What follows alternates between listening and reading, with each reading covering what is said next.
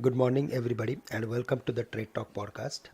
Yesterday, in the FOMC meeting, Fed Chief Jeremy Powell repeatedly stressed on Wednesday that the central bank won't raise interest rates until the US economy shows tangible evidence that it has fully healed from COVID 19.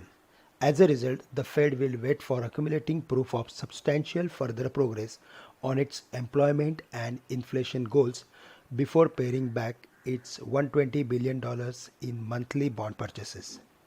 However, it also means Fed is expecting it to achieve by leaving the commentary of not raising interest rates and the real economy is recovering from the lows, we can conclude that the bond yields would remain in gradual uptrend, but the dollar index could pause between 91 and 93 levels for a longer time. It will help emerging markets in terms of keeping the inflows intact. We have to focus more and more on the dollar index here onwards. Nifty was down substantially on Wednesday on the likely expectations of rising or raising interest rates in the year 2023, to which Mr. Powell rejected clearly. As a result, we saw some cool-off activity in the long-term bond yields and fall in the dollar index.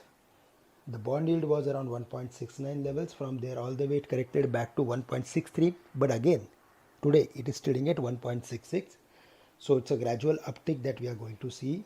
But dollar index was around 92. From there, it corrected back to 91.30, 91.40 levels, which is positive for emerging markets, and Asian markets are trading higher.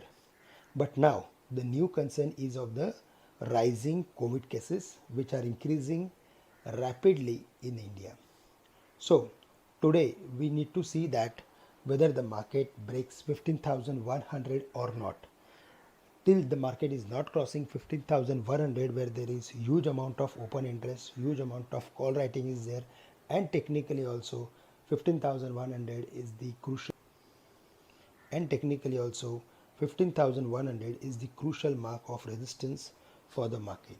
So if we see gap up opening as the Singapore Nifty is indicating, then there we should look for reducing week long positions and be stock specific, buy on dips, keep focus on FMCG as well as IT companies to take any specific trade.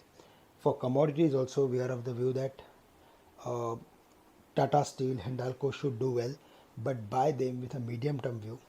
In the short run, we are of the view that till the market is not crossing 15,100, the market will remain range bound and riskier below 14,700 for Nifty, 34,100 for the Bank Nifty.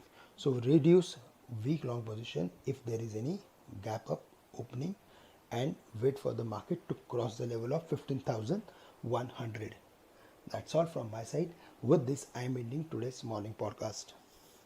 Thank you very much for listening in and have a great day to all of you.